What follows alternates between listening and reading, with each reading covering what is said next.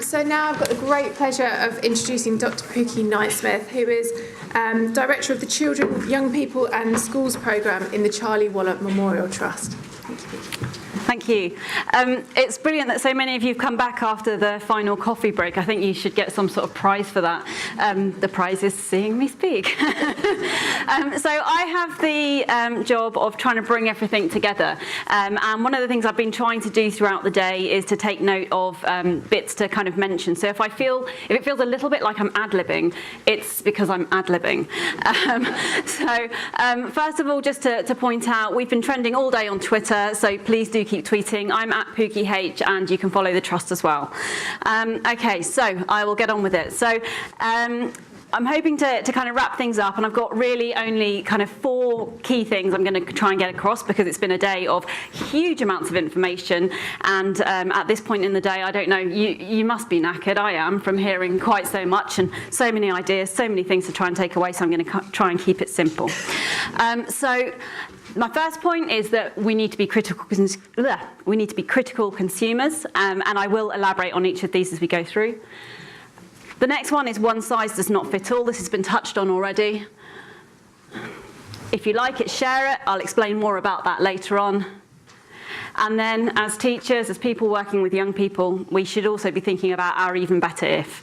That was a bit of an afterthought for me, but I find that we learn so much from the times that things don't go so well. And today has been a day of learning from the research and the evidence base, and actually we can be really guilty of publishing and promoting what's gone well, and not necessarily actually getting out there into the kind of sphere of journals and such, what didn't work. It just doesn't really make for such great reading, and it's unlikely to be picked up by publishers in the same way. You know, we did a randomised control trial and no. So, but what can we learn from when things don't go so well? So number 1, be a critical consumer. Now this has come up a lot, and I think Jess in the last talk made a very, very good and compelling argument for how we can all be more critical. We can all ask more questions about what is crossing into our organisations. There are lots of questions we can ask. Some of them have come up through the day, but we need to, the most important thing is we must start asking those questions. So Neil Humphrey earlier on said only 1/3 of schools are referring to research data or the evidence base when considering an intervention. And I thought that was worth highlighting again, reminding ourselves only 1 in 3 of us are actually looking at all at what the research tells us. You're probably not amongst that 1 in 3 because you're here today, but do try and sort of share this good practice with colleagues too. But what kind of questions should we be asking? So lots and lots of different questions, and again, many have come up throughout the day, and you've probably written some down, but the kinds of questions I find really, really helpful when working with an organisation who wants to use maybe a new sort of part of a curriculum, or it might be something pastorally, is, has it worked somewhere like my school, like my organisation? So, you know, you're thinking about somewhere that's maybe the same size, has perhaps the same sort of cultural background, maybe it's same age range, you know, somewhere like here. Okay, so ask the people who are peddling their intervention, can you put me in touch with a colleague who's had success with this in a school like mine? And ask to actually speak to the person, because if you just take the testimonials, they can also be really, really selective. So talk to someone, press the flesh and find out, you know, how did it go for you? What went well, what went less well? Can you explain the evidence that underpins this intervention? Really, again, really important, and that's a big part of today.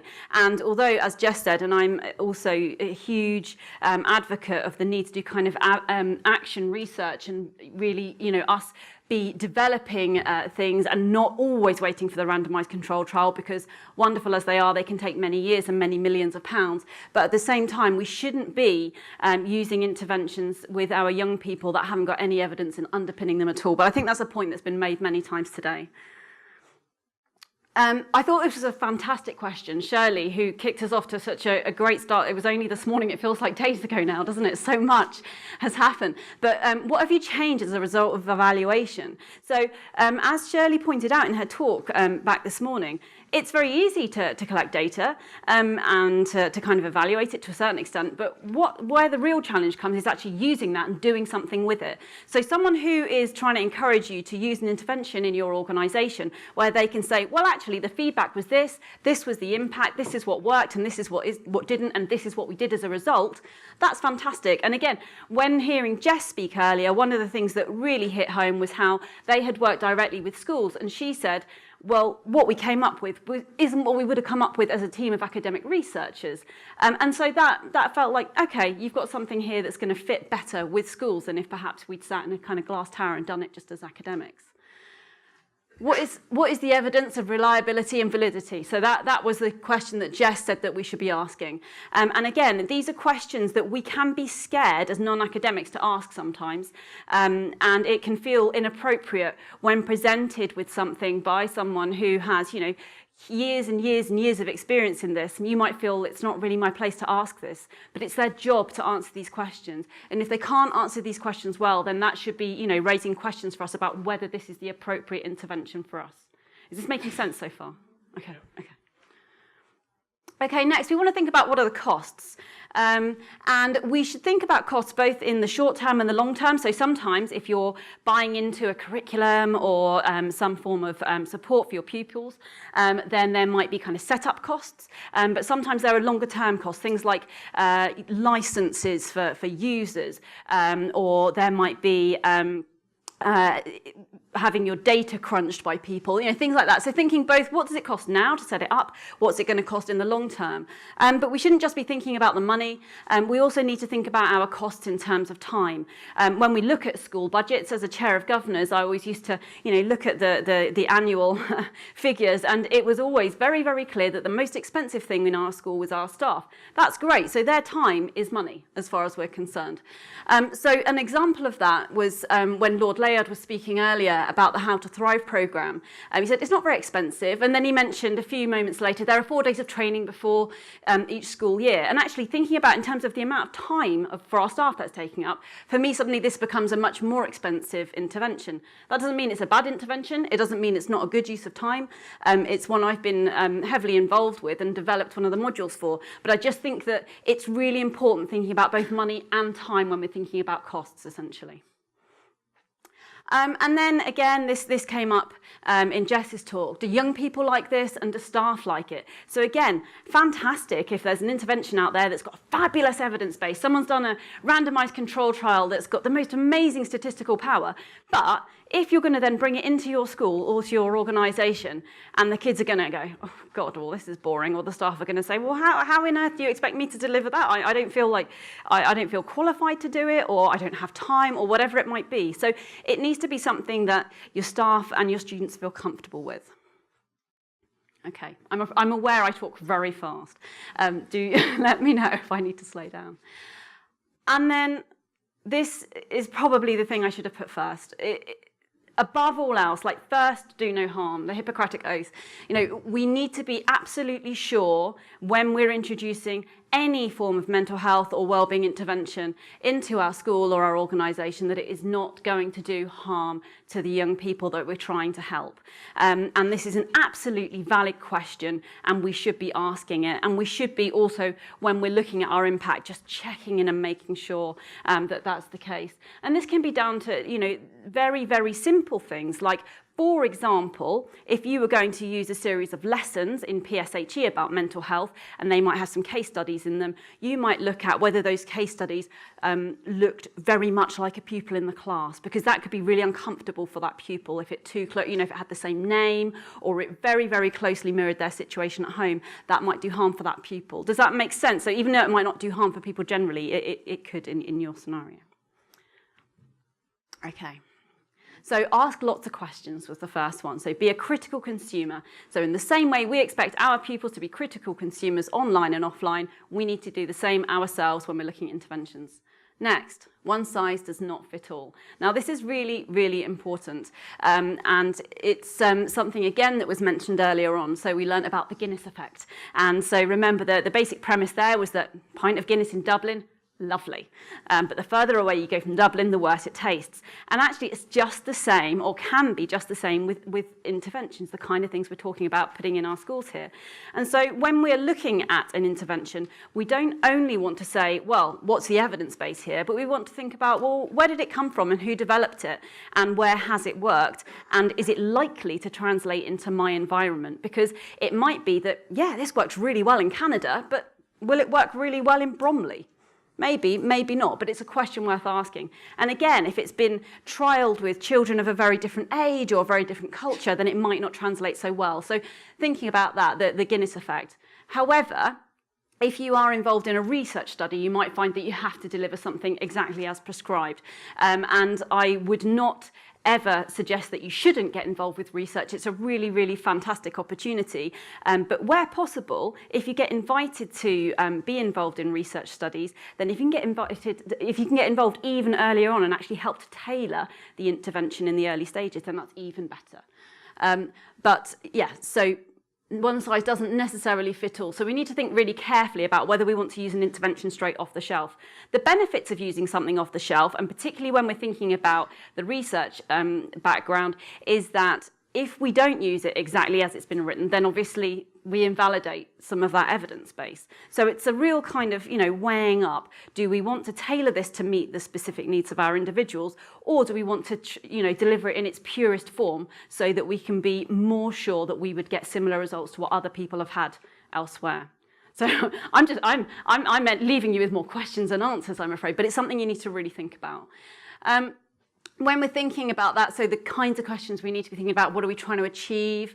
What generally works well with our children and young people, and what works well with our staff? And those sorts of questions will help you to look at something in its purest form and decide, well, do we need to adapt this for our cohort, or is it going to work as it came? So this, as I say, leaves us with lots of questions, so it all can feel a bit experimental, and that's fine, but we need to then be thinking about, well, what's the impact? And in order to do that, so again, Jess highlighted some ways that we can measure whether our interventions are having an impact, and I think that she probably did mention this, but I think it's really important that we are looking at our baseline, we're looking at the measures during the delivery, so how are our learners finding it, how are staff finding it, and then looking at it after. And then the most important measure that we can often forget about is, are any positive impacts sustained? So what happens 6 months or a year later? Fabulous if at the end of a day somebody says, oh yeah, this training was fabulous, but can they remember anything about it in a year's time? Did it impact on their practice? These are the kinds of questions we should be asking. And then when we're thinking about impact, so bringing back this slide that was shared earlier in the day about the difference between well-being and mental health, and it raised some questions around, well, what are we actually trying to impact on anyway? And so that's a big question. What are we trying to measure and why? So when we're thinking about impact, big question for ourselves there is, what is this? Why am I bringing it into my school or organisation? What do I hope to achieve? If we don't have a clear idea about what we're trying to achieve, we can't even begin to try and measure it, and we can't possibly begin to say whether this intervention was good, bad, or indifferent. Okay? Okay. Jess talked a lot about the different measures, and I will share a link in a moment to a webinar that will help if you need to learn a bit more about the Anna Freud toolkit, which is excellent. One thing that struck me early on in the day, though, when Lord Layard was talking, was he shared this slide about, he felt that everyone should be using this measure. He could imagine it being used everywhere. And I just kind of had this sudden kind of, wow. Imagine having to ask that many questions of every single child. Is it realistic? And it took me back to a session last night that I attended. We had an evening for parents last night, and Fiona Knott ran a really excellent session on mental health in children with autism. And she was talking about the need to develop scales that had kind of 10 items or less. And it's very, very difficult to get validity at that point. But at the same time, we have to bear in mind, what can we actually manage in school? Can you imagine having, 48 questions that you're going to ask each child before an intervention, during it, after it immediately, and then some months on? I mean, we need to think, is this realistic? And maybe it is, but we need to ask the question. yeah, just a quick plug for a webinar who I believe Ian, who's pictured beautifully here, is somewhere in the room. But Ian and the Anna Freud Centre put together a webinar about their toolkit, because this can feel overwhelming. Which measures should we use and why and how? This webinar helps us to access the toolkit that Anna Freud put together. So a really good resource to go away and look at. So one for you to, yeah, once you've recovered from today. Okay. Next, and it sounds like a simple ask, but if you like something, share it. And I kind of beg this of you, because we can be really guilty in schools of doing really wonderful things and then keeping it all to ourselves. And actually, if something's working really well for you, it would be great if we can get that out there and let other people know about it, so that they can benefit too, so they can learn from what's gone well in our organisation. So if you like an intervention, share it, let people know. So there's lots of different ways that we can do that. One of the ways we can share it internally is through Inset. We might also invite other schools in to join that, so other schools locally. We can do this, you know, in a small way through sort of staff meetings and departmental meetings. We could do kind of whole school Inset, but sometimes it can be even that there's an intervention in school and we don't even know across the whole staff. So thinking first about sharing internally and then sharing with your other schools that you work with locally.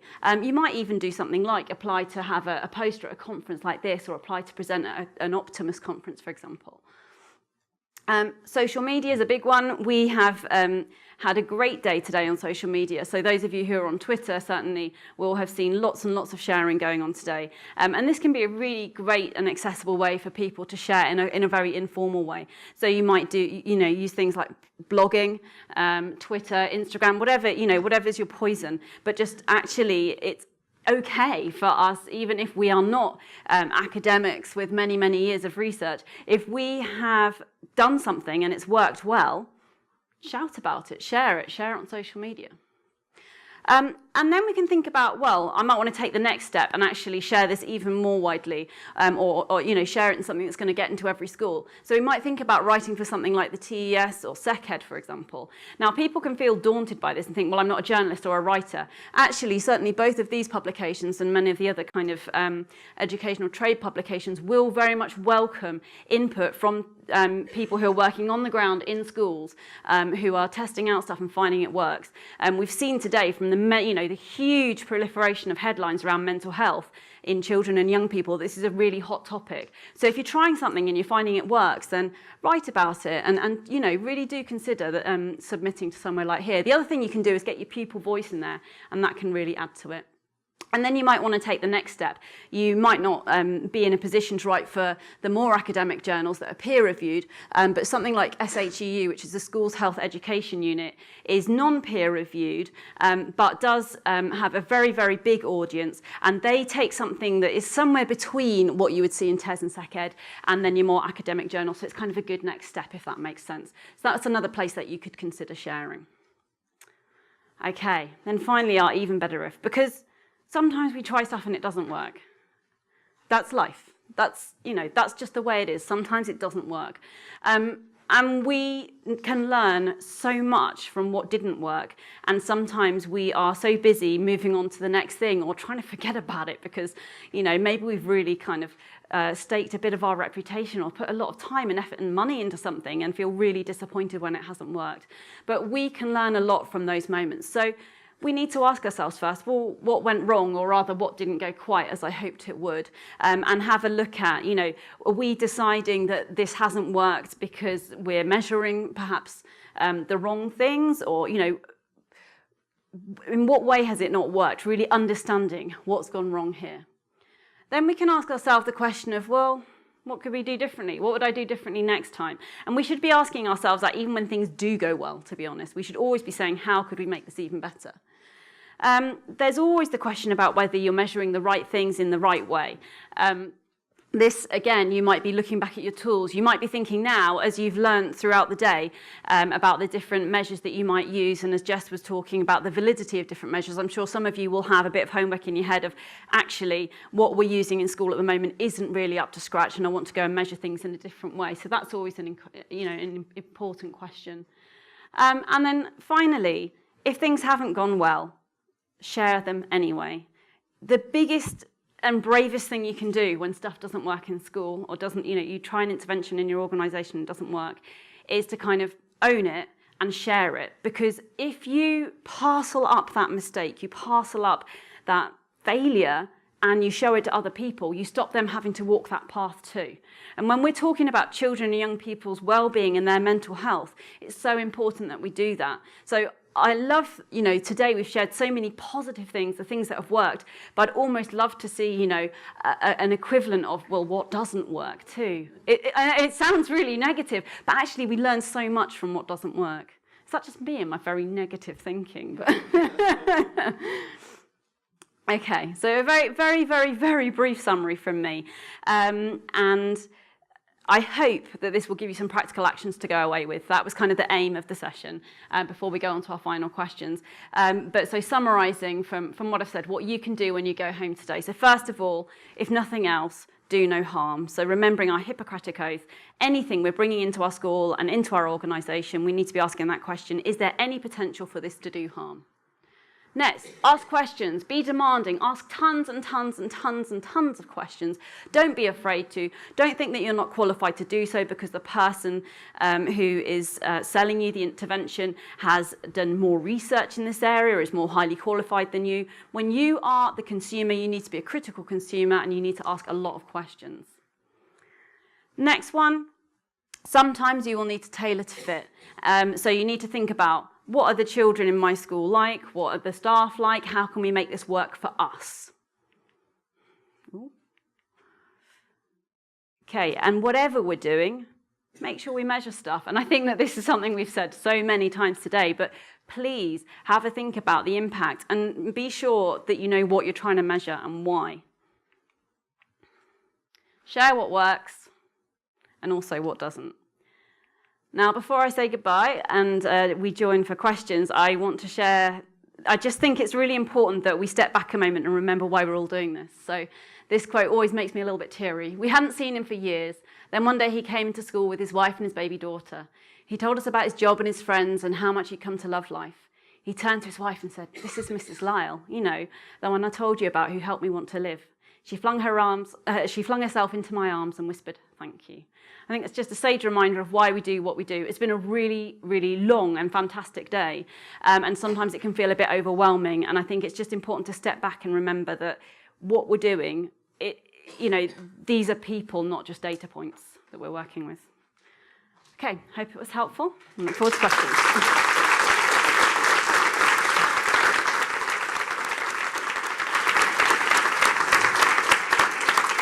Brilliant, thank you, Pooky. A real call to action for us all, which is fantastic, exactly what we wanted.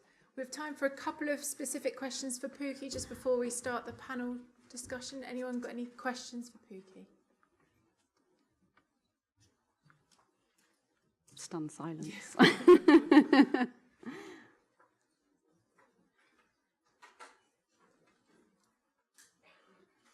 It's fine, we're good.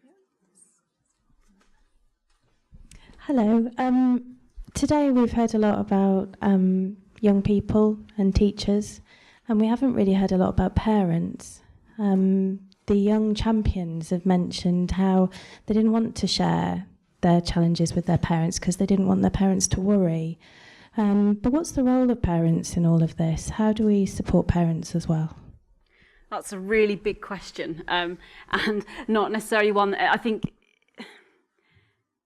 parents are hugely important, and in my kind of experience, what works best is when we work as a team around the child, so having a very sort of child-centred practice, and that would ideally mean that we would have the school, we would have the parents, we would have any other agencies involved, all working together with the child being very much involved in kind of directing that and sort of setting the goals. But you're right, we haven't heard a huge amount about parents today, and certainly there is, there's evidence both that,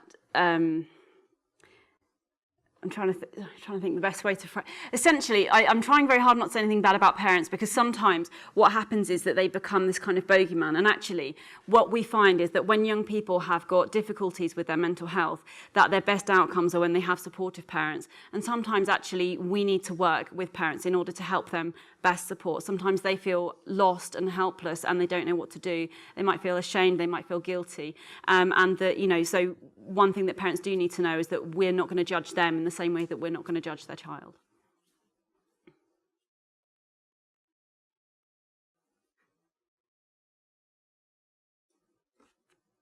Any other question? I'm waiting for the panel discussion. Yeah. Okay, great. So thank you. Hopefully we can just thank Pooky again for fantastic work.